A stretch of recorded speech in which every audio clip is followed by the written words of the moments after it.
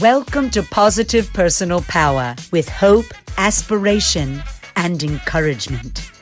Our goal is to build and enhance people's confidence and strength to handle life's challenges. Now, let me introduce you to your host, Nathaniel Skula.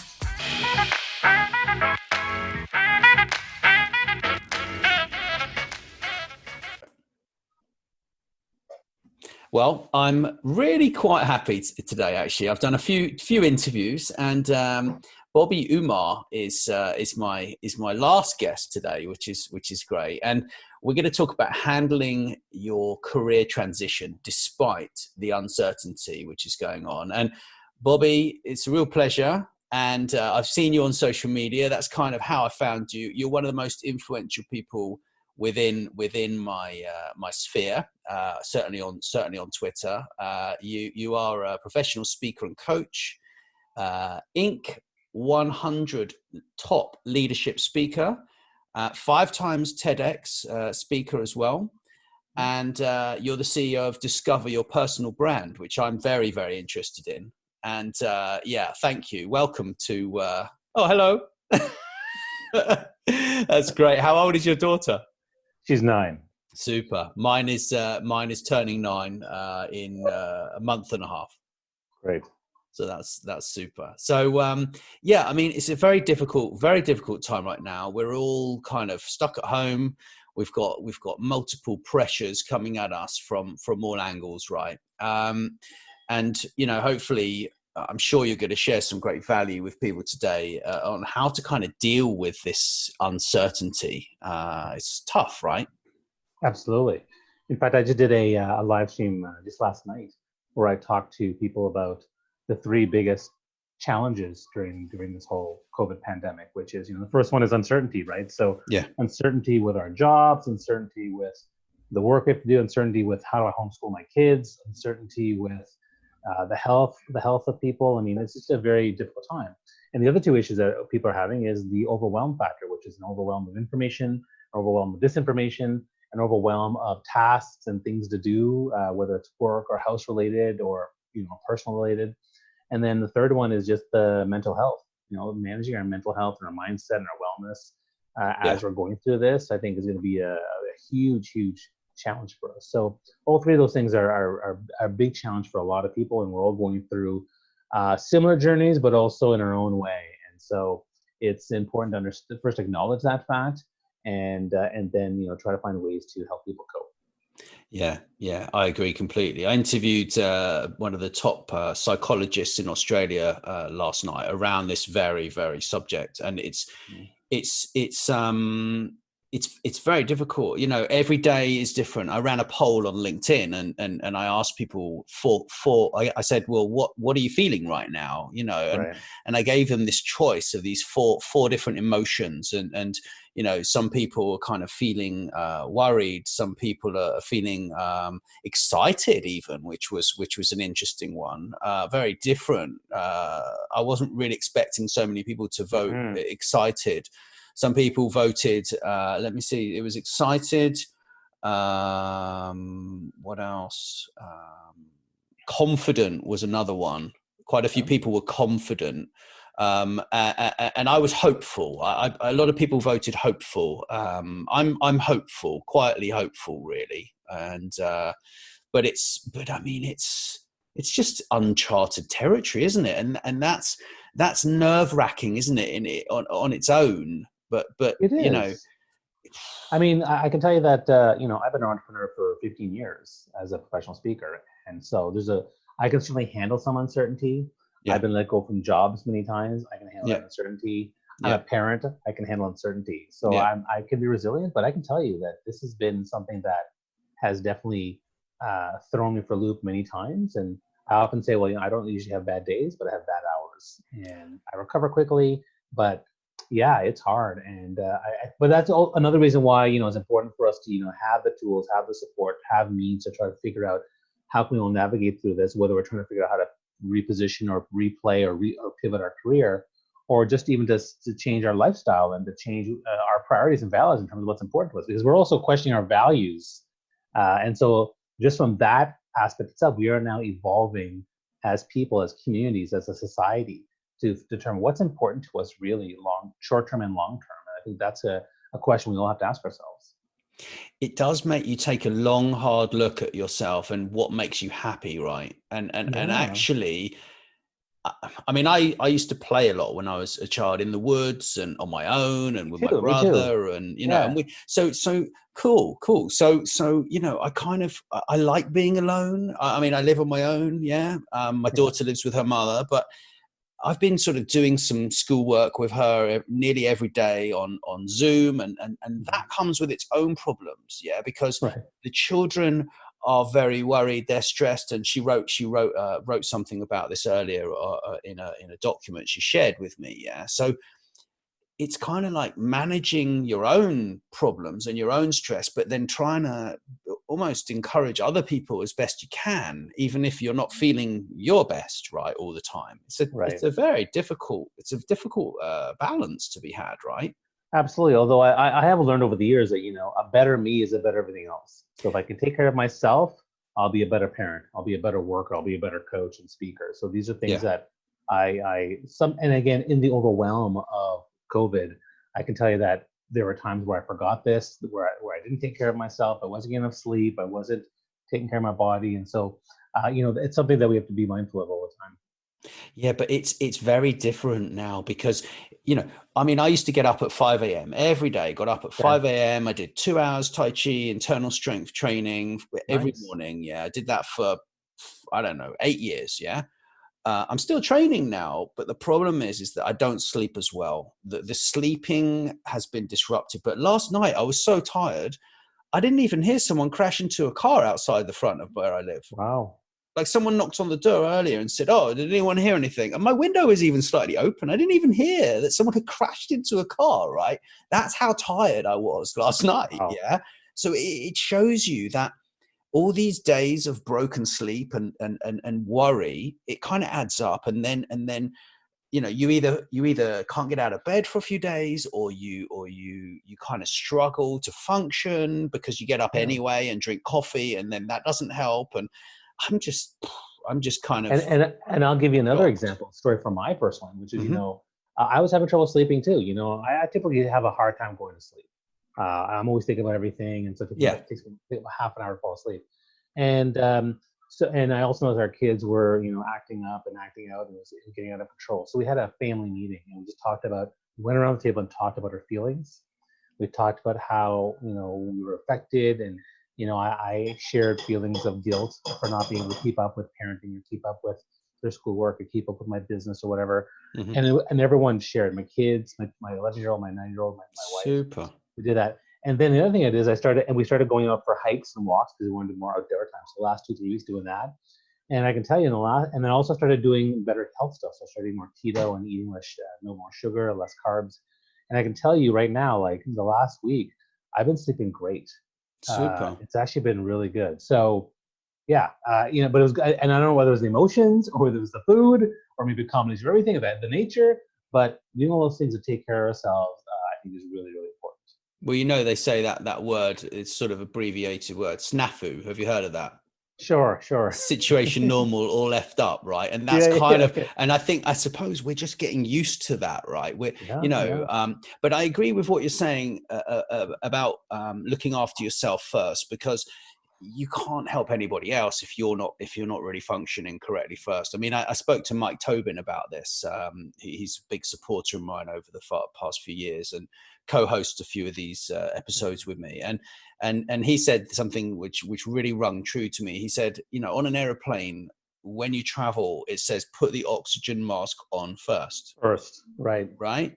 Yep. And that's really stuck with me and I'm finally starting to be able to help other people now with a bit of encouragement and this show, and trying to help others to not necessarily become successful, but become successful in their own eyes. Yeah. Because it's not necessarily linked to money. It's actually success. The definition of it has changed for me anyway over the years. Me too. I used to think, becoming a multimillionaire, that's what I want to do, and blah, blah, blah. Yeah. But now I just want to be happy. Like, that's that's kind of where I'm ending up now. I'm just like, well, I enjoy what I do every day. I talk to great people like yourself, and that's wonderful. Yeah. And I get to exercise and eat right, eat right and everything. But it's, I suppose, just helping people, right, to move ahead in their lives. Yeah. And building a personal brand that does that and has a purpose behind it, has a message behind it, is very powerful. Yeah. And it gives you so much more reward. The feeling that you get when you perhaps share a blog and it really means something to not only you but to your audience is so exciting. It's great. It's really great. Yeah, I mean, what I can say from my story is that, I was what I would call a lost leader. I was an engineer, then I was doing teaching, I was doing performing arts, I was doing brand marketing, and I never really found I fit in, right? I felt kind of lost and stuck in my career. But the moment I built my personal brand and kind of identified my top 5 to 10 brand elements and the things that I cared about, my values and interests, I was able to find 3 things from it. One was certainly more alignment with things that are meaningful to me, that align with who I am, and give me more a sense of purpose. I was able to find more focus in my life in terms of clarity and direction around what I wanted to do. And then ultimately, those 2 things led to create more impact, more success and results and legacy. And success that you talked about, I define success based on the amount of fulfillment I create in all aspects of my life. And so fulfillment is what I look for. I try to get fulfillment in all areas of my life, from my work to the people, my family, things like that. But that's what personal brand really helped me do back in the day when I first, dived into it. And it has served me ever since. And then, and then the other thing that's exciting is that once you identify that purpose and that path that's going to get you excited and fulfill you the rest of your life, you want the rest of your life to start right away, and you get really excited. And so, I wake up every day knowing what my purpose statement is, what my why statement is, and it fuels me in terms of everything I do for, talking to people like you and talking to my kids and talking to the world. It's really, it fires you up.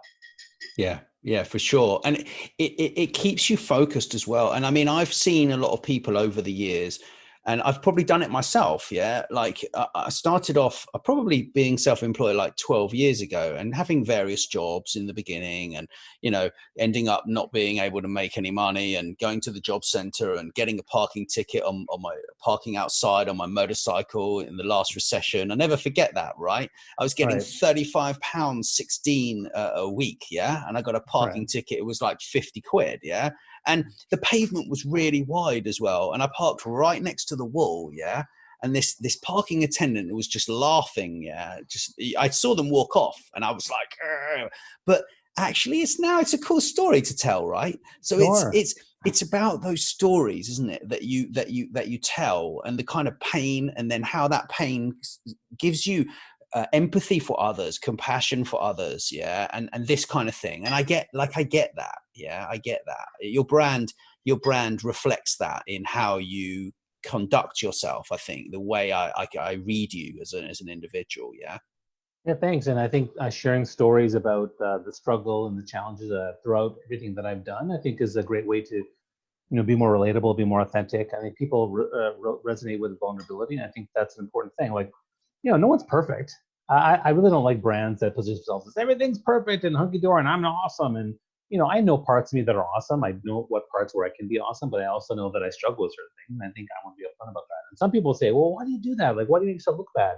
No, I'm being real, like, I think it's way better to be like that and just show up and show who you are. And the stories are a great way to, create relatability. Oh yeah, 100%.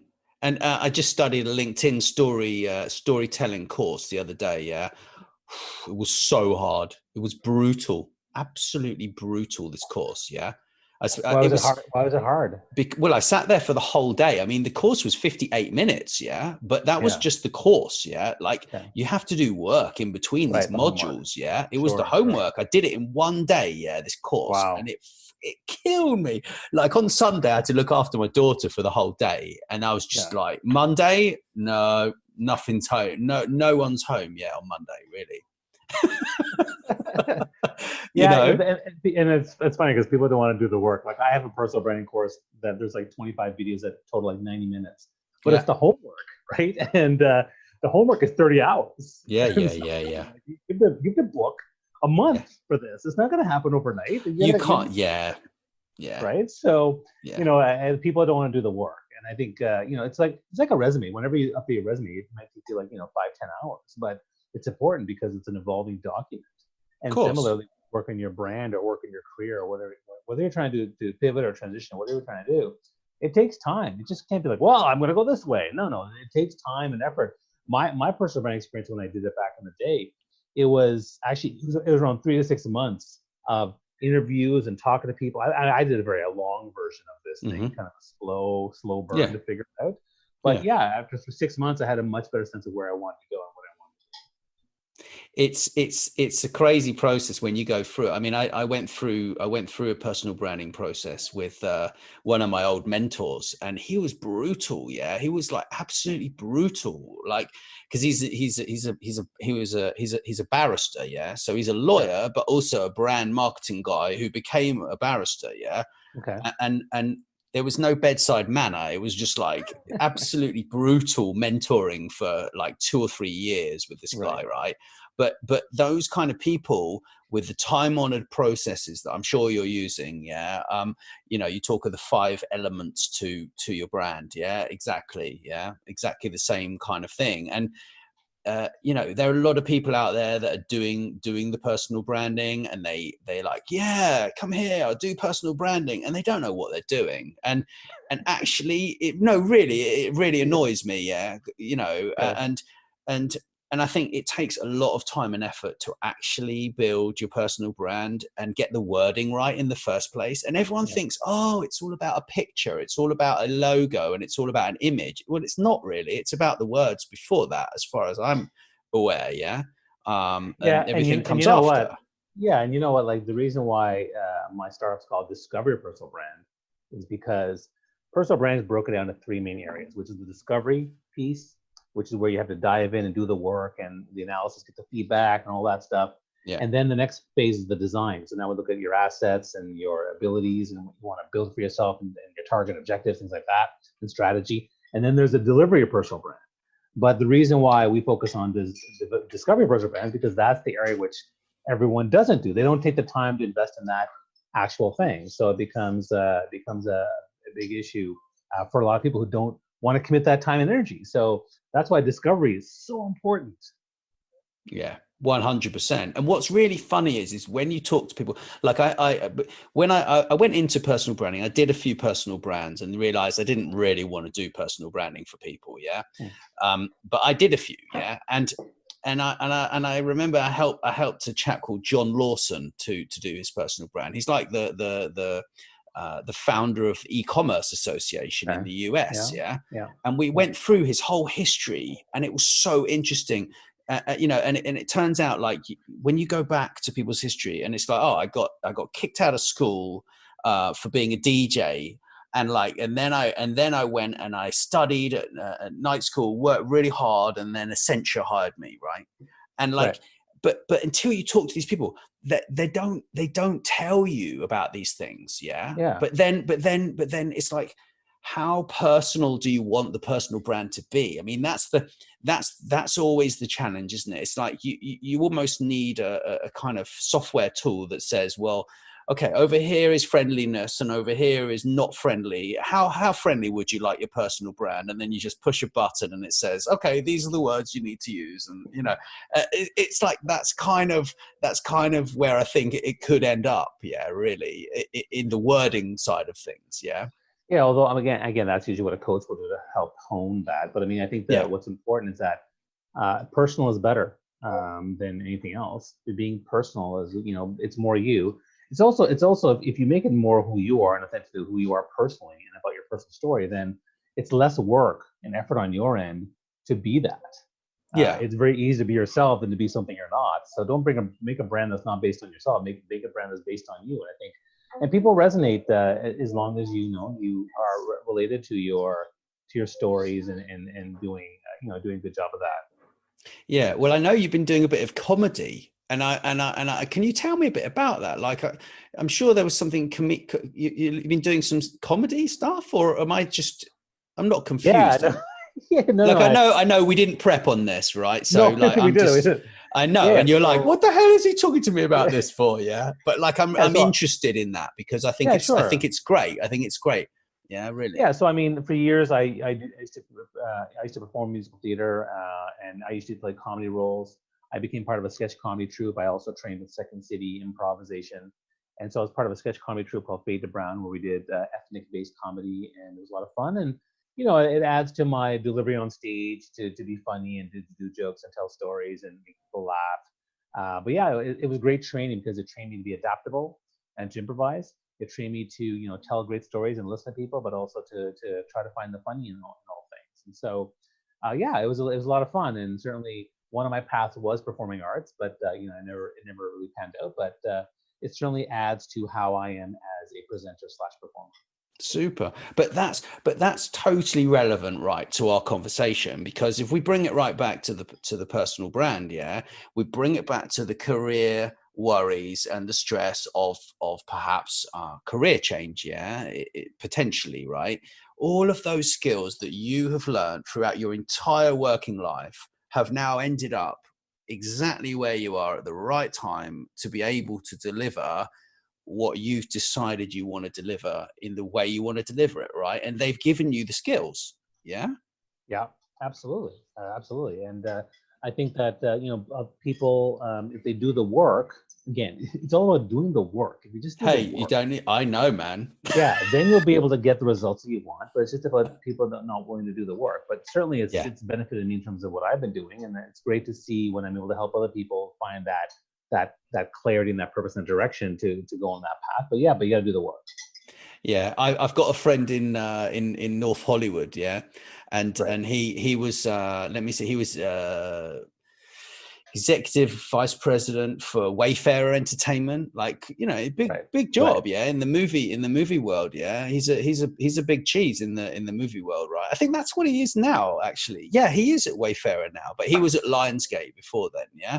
Right. And interesting, his personal brand has just gone crazy. The past 3 or 4 years, he basically became a preacher, an African American guy living in Hollywood, became hugely successful, and then became a preacher and helped to build a church. Yeah. Right. And he's got like 3 kids, goes to the gym, pumps loads of weights, pumps himself up. And his personal brand is so freaking cool. Yeah. It's absolutely brilliant. Right.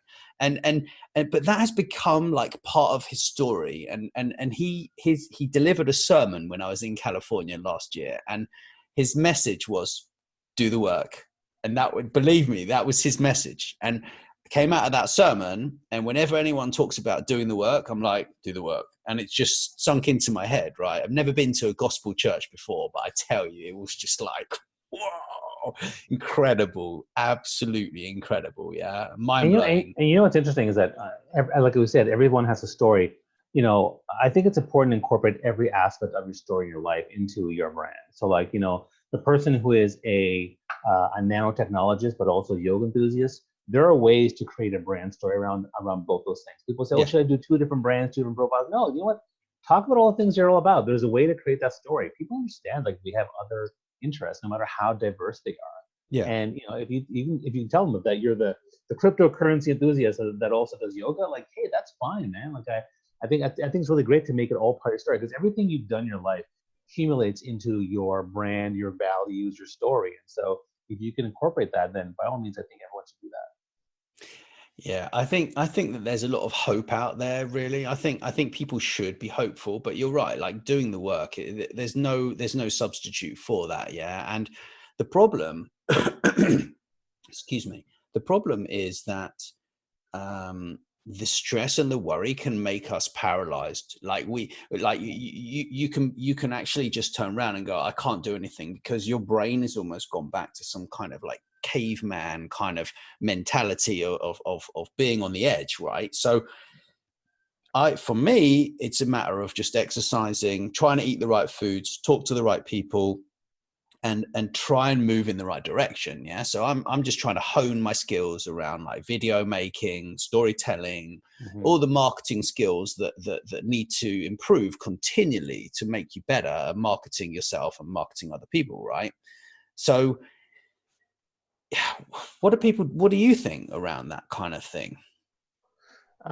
Well, so I'm not clear. What's the question? Around like what do people do to like get away from that stress and worry and almost that mentality of they can't take any action because they're so stressed they can't even move, kind of thing. Yeah. Well, the first thing to understand is that overwhelm is something that, and overwhelm leads to burnout, and both those things are what lead to inaction, right? So when you're overwhelmed and you see, well, these are the 20 things I should be doing, when you think there's a list of, like, say, having a list of 20 things, it's even hard to start with the first one because there's just so much stuff in your head. Now, one of the ways you can deal with that, of course, is take that list and break it down into smaller steps, or take on 3 things today. And in fact, just the other day, my daughter was overwhelmed with, she had to watch 41 videos of her teacher and 57 videos of the other teacher. And I was like, and she was kind of overwhelmed. And I said, let's just start with 2, one of each.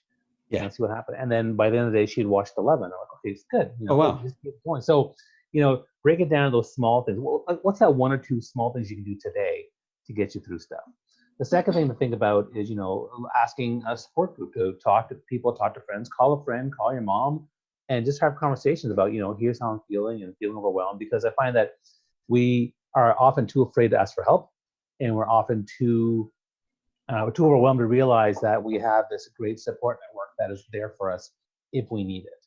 And so I think that works really, really well. And then I think the third thing, again, goes back to the branding thing, which again is once you have a clear path, purpose, and alignment of who you are and what your purpose is, then you wake up every day knowing here's what I'm going to be doing. So even when I get overwhelmed, I still have a few things that I'm able to do that day to get things done. And then the last thing I'll say is, when things go bad, like I talked about having dark hours and other people have dark days, just forgive yourself, to later in the day is a new afternoon. Tomorrow's a new day.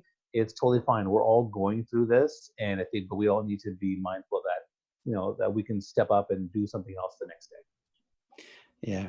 I agree. I think that's really great advice. Really great advice. And obviously, if you're really rock bottom, you need to find a professional and speak to a professional. I mean, we've got all sorts of kind of helplines and things like this with the NHS at the moment over here, where people can phone up, and so just search on Google and kind of find a professional, right? Because we can't be giving any advice for depression and stuff like that. But agreed. I think what's really important is working out that actually it's normal to be up and down. And that's what's really quite a positive from this situation that I'm taking away, is that actually as humans, we're all going up and down all the time, right? Like we might be unhappy one moment and sad the next, right? And happy the next. Yeah. But it's like, actually the sad moments make you appreciate the happy moments more. That's kind of how I'm looking at it.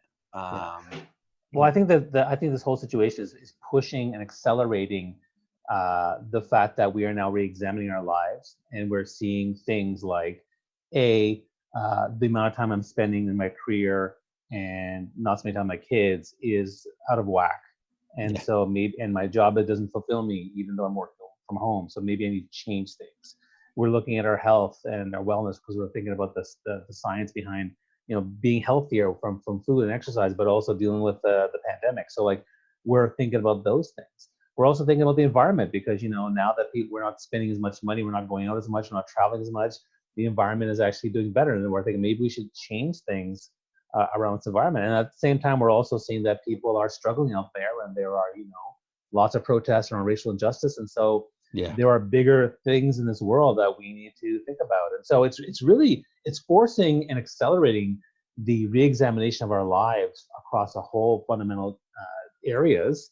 And I think that's a really good positive thing. Yeah, I agree. And also the digital disruption. I mean, delivering 2 years worth of digital transformation in a matter of 2 months. Yeah. Right. It's been just what these people needed. I mean, they sorted out these archaic institutions that actually were just, we don't want to go digital. And they really were just in a lackadaisical mode of slackness. I'm sorry to say that, but that's I agree. And wrapped up with this rubbish bureaucracy of just ridiculous people that have got no clue whatsoever. Well, sorry, guys. This has made you do something, and it's the best thing that you've done, because you're saving people time and effort, you're saving resources, you're saving. I mean, just to talk about the National Health Service in the UK, yeah, they've done an amazing job with that, right? And people now don't need to go into to the doctor; they can speak to them online, right? And that's just fantastic for everybody, really. But I'm overwhelmed from day to day. I go up and down, depending upon the workload that I have and the people I speak to and stuff. But I think you're right. Talking to mentors or family or friends is so important. Yeah. It really, really is. But also what you said about personal branding. Yeah. I think also it can give you a real boost for self-esteem when you look back over your whole life and you look back over your last 5 years. Perhaps you might not have even noticed some of the wins that you've had, and when you're forced to put your personal brand together on paper, it almost it's like, wow, I remember doing that. And sometimes we don't even celebrate the wins because we're too stressed with our daily lives, right? Yeah, and what I'll also say is that, when I take people through my kind of signature process, there's also a feedback mechanism and as well as an online assessment piece. So when you go through that process, you look at the stories of your life, the things that are meaningful to you, and you start to see things that were like, wow, okay, I remember that story from 5 years ago, 10 years ago, 2 years ago. But then you get feedback from your network, and they will start saying that, oh, one of the things I loved about Jill or about Jack is this, this, this. You're like, oh, I didn't realize that, or I see this as his or her strength. And then you do the online assessment, and then you find, oh, these are my 3 strengths. Okay, yeah, I never thought of myself like really good at that.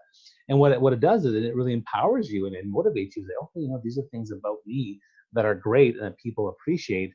And that whole process can be extremely empowering, because when an online assessment and your own assessment and your feedback from your network all say, Bobby, you're a people guy. Bobby, you're a nurturer. Bobby, you're a performer.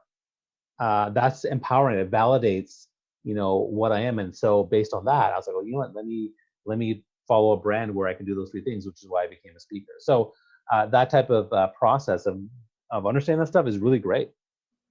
Super. So when you're speaking, do you speak about leadership? Is that what you speak about in corporate leadership or well, what? I originally started talking about leadership and soft skill development and engagement, things like that. But then eventually over the years, I started developing 3 main topics. One was authentic connection and networking was one. The second one was personal branding. And the third one was social media and digital influence. But I kind of packaged them all into one thing, which is what I call thought leadership. Right? If you want to become a thought leader and build a thought leader brand around your experience, your expertise, you dive into yourself and connect with yourself with personal branding. You connect with others, which is networking. You connect with the world, which is digital. And that's how you can create impact for yourself as you try to replay or repivot your life. It's quite exciting, really, how we've all sort of become the media, haven't we? We've sort of, I mean, David Matheson, he's like the author of what was it? Be the Media. He wrote this book a few years ago, and he started the CDO Summit and the CDO Group, which is Chief Digital Officers Summit, right? And he said that years ago. But also Seth Godin wrote a book, which The Icarus Deception. I don't know if you've read that one, but it talks about how you basically build your audience and you create content for your audience, and then the audience builds towards your content. And that's really quite exciting that you can attract your tribe. I mean, he talks a lot about that. Yeah. And I think that's it's fun, right? And that's what's so great about the digital age that we're in. Yeah. And especially when you start once you've determined your brand and you start putting content out there that's around that brand, you start to attract those people and those followers who love your stuff and they resonate with what you're talking about. And that also further validates and re-empowers you in terms of what you're doing in your purpose. So when I get messages or people who engage me, it's just very validating. It feels great. Yeah, very much so. It's like a positive momentum that your audience is helping you to sort of build out, right? There are 2 parts. One is the positive momentum and empowerment of what you're doing, but also the other one is the feedback and evolution of things. So as people give you more feedback, you start to evolve things. So like, for example, now as we get feedback, I'm starting to get different questions about things. People are not asking as much anymore about how to be a speaker because people aren't speaking as much anymore. Now they're asking more about how do I build a better LinkedIn presence? How do I leverage my brand to transition? And so the questions are changing. So I evolve too with my audience, and they're a fantastic crowdsourcing tool. Yeah, very much so. What I also love to do is to read Amazon reviews. I'm a real geek when it comes to that. Okay. So like if I'm going to write a blog, yeah, I like to go to a book that's basically written about that topic. And then I'll Yeah. go to the Amazon reviews, and then I read the reviews from people who are like complaining about that book, or they're complaining about things that they need to fix and how the book helped them. And then I read all of those, and then that helps me with that as well. Okay. Yeah. That's a good idea. I never thought about that. It's been a lot of fun, man. I can't thank you enough for making some time to speak with me. It's been really, really interesting. No, And I'm delighted. so so what advice would you sort of give to people who are worried and they need sort of bit of reassurance right now? You know, they might have lost their whole career. I mean, they might have lost Yeah. their business. They might have lost everything. Like what would you say? Well, the first thing I would say is that every single one of you has an experience. You have different experiences. You have stories of your life, and from that, you build a set of skills and aptitudes for which you are known for, and that people value, and the world will benefit from. So, understand that every one of you has that.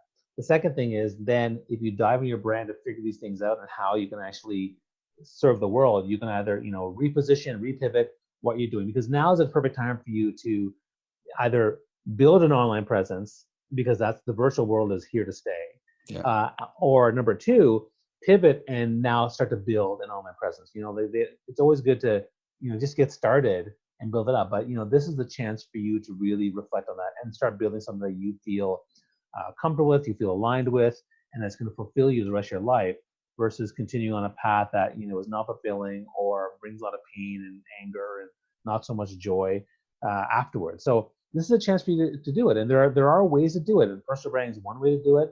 And I encourage everyone to take the time to invest the time and energy to pivot, to rebuild, reposition, and leverage your brand to take your life and your fulfillment to that next level. I agree completely. I think from where I'm sitting, I think starting somewhere and thinking, well, the best place to start for me is like, what am I interested in? Like, what are my interests, right?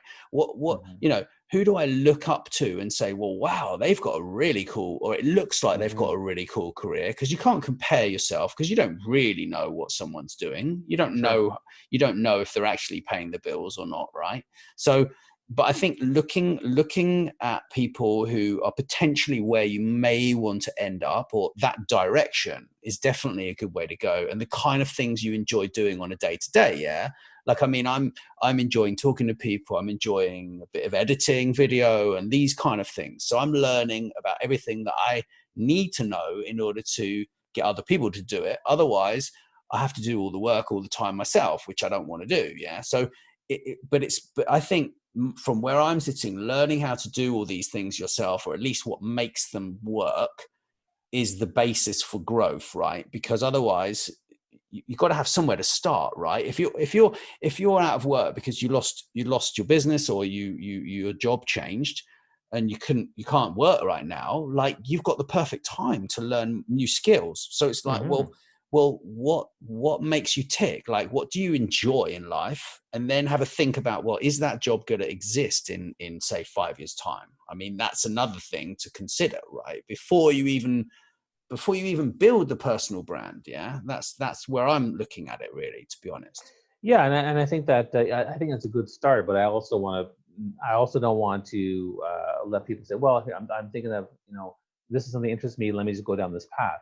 I think it's important to do the due diligence to actually do a more thorough analysis of not just your interests, but your values, your skills, your feedback from your network, how people perceive you, and do that work to figure it out. But yeah, absolutely. What you can do is see, okay, where do I like to spend my time if I have free time? What do I like to do? Well, I like to edit videos. Okay, well then maybe there's something there. I like to do photography. I like to rock climb. So how does this work in terms of how it can guide you along the path? And you can still continue to start and do work and put stuff out there and explore those interests while you're still doing the work behind the scenes to build a foundation around your brand. And so a lot of people, I'll say, look, don't worry about building your brand. Like, don't spend your time analyzing to death for 3 months before you launch. You can certainly get out there and put stuff out there and talk to people and engage. And while you're doing the work to build the foundation for what you're trying to put out there. Very good. I can't say any more to that. Thanks. Really. I have got one comment.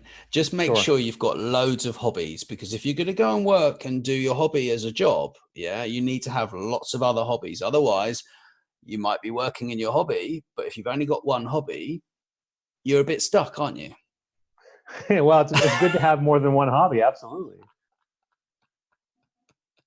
But that happens to some people, though, doesn't it? Like, and then they're like, "Oh, I love my job," but then it's all they do. Like, there's nothing else in their lives. Do you know what I mean?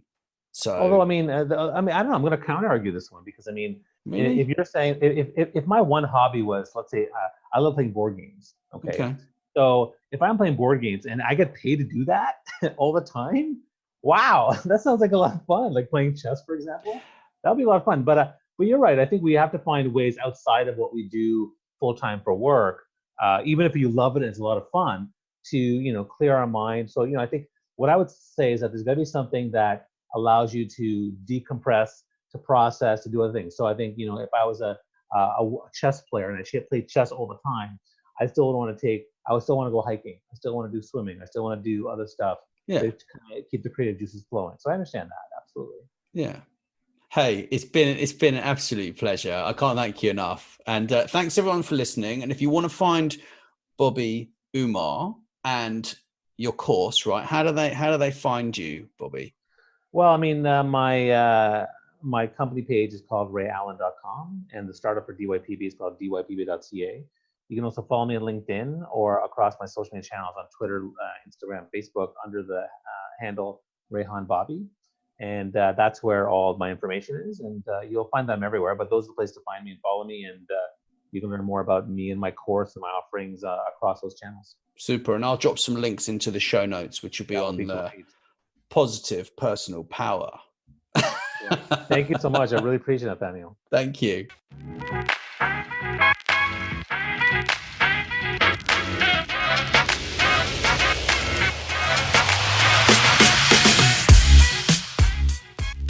Thanks for listening to Positive Personal Power. Do subscribe via your favorite podcasting app, and please leave us a 5-star review. Or sign up on our website, positivepersonalpower.net, for weekly emails and updates, and do share our episodes with your friends and on social media. Feel free to reach out anytime.